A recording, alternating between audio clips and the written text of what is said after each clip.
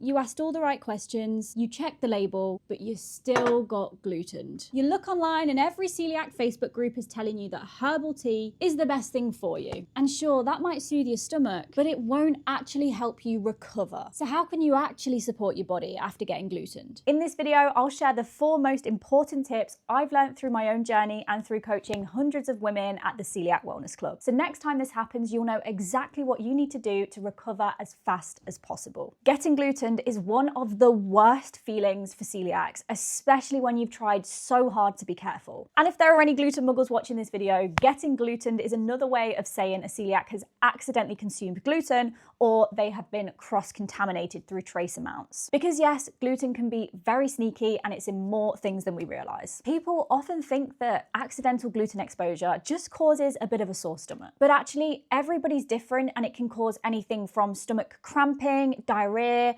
bloating, all the way to fatigue, brain fog, joint pain, skin rashes, the list goes on. And this is because celiac disease isn't just a digestive sensitivity. Consuming gluten triggers an autoimmune response in the body, which can cause damage to the small intestine and full body inflammation too. And the hardest part is that symptoms don't always show up straight away. Some people feel it immediately, some people feel it a few hours later, and then some people it can take days and even weeks to start feeling symptoms. And recovery can take anything from a couple of days to a few weeks, depending on how sensitive you are and how much gluten you accidentally ate. For example, some of my clients at the Celiac Wellness Club just get a little bit of a stomach ache and then don't feel anything else. They're all good after that.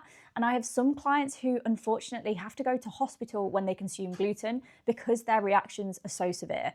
Everybody's experience is so different, which is why it's so important to listen to your body, follow evidence-based advice, and not just go off anecdotes of people giving advice in Facebook groups. For me, with larger amounts of cross-contamination, it starts with immediate bloating and stomach issues the next day. But I've also noticed that if I get exposed to small amounts of gluten over time, I can start feeling fatigue, brain fog, joint pain, weeks after, and it lasts a good while as well. I used to panic every time I noticed symptoms, every time I noticed these things cropping up, because I thought that I had completely taken my body back to square one and I was basically now in the same position as before I went gluten-free. But over time, I've learned that this is not the case. And through research, I found what genuinely helps my body and what makes it feel worse. The mistake I see so many celiacs making is solely focusing on reducing symptoms there and then through herbal tea, hot water bottles for stomach pain, which is obviously super important. But we also need to remember that because of the autoimmune response, our poor gut is experiencing damage, so we actively need to help our body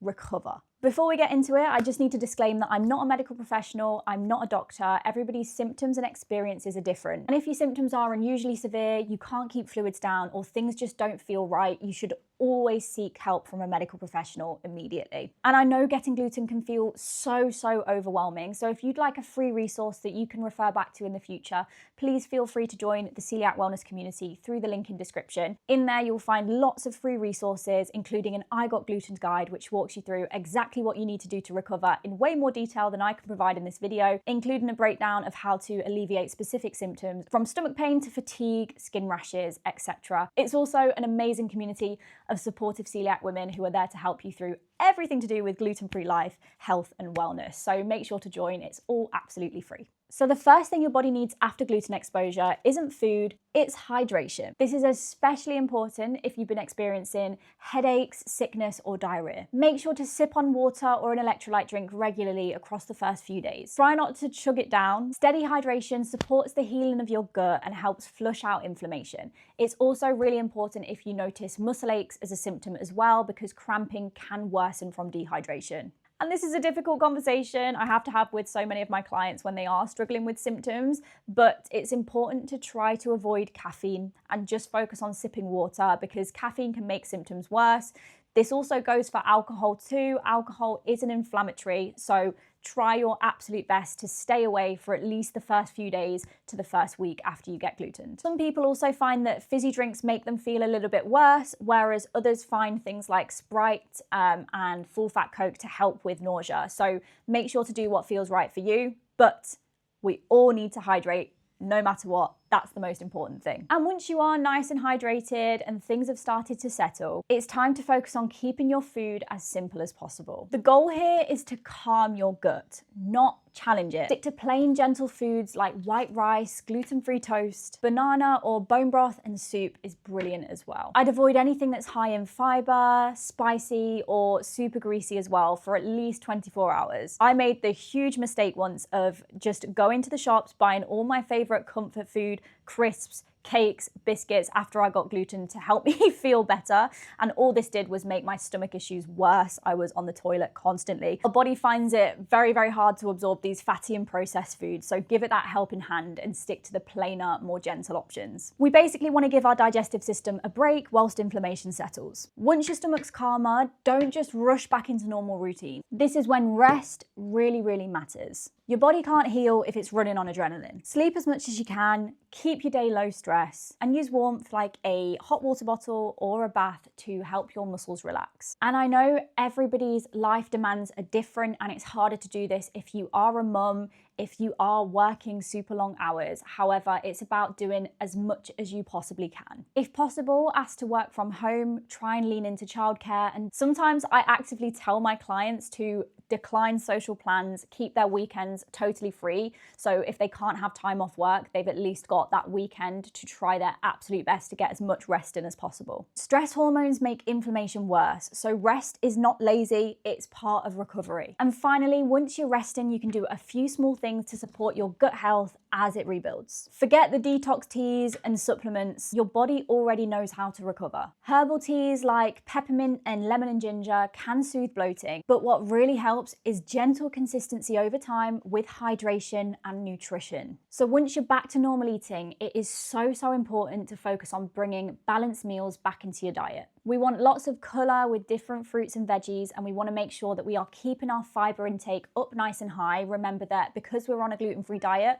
we lose a lot of fibre when we cut out grains. So bringing in more fruits and veggies is super important. Leaning into things like beans, chickpeas, chia seeds are brilliant as well. And this is something that celiacs are never told, and it drives me mad, but protein is not just for gym bros who want to build muscle. Protein's made up of amino acids. It's literally the building blocks of cells in the body, which means it helps rebuild your gut. It helps rebuild the lining of your small intestine after you get glutened. So try your best to bring a protein source into every single meal. It's not gonna make you bulky. It's so important for your health.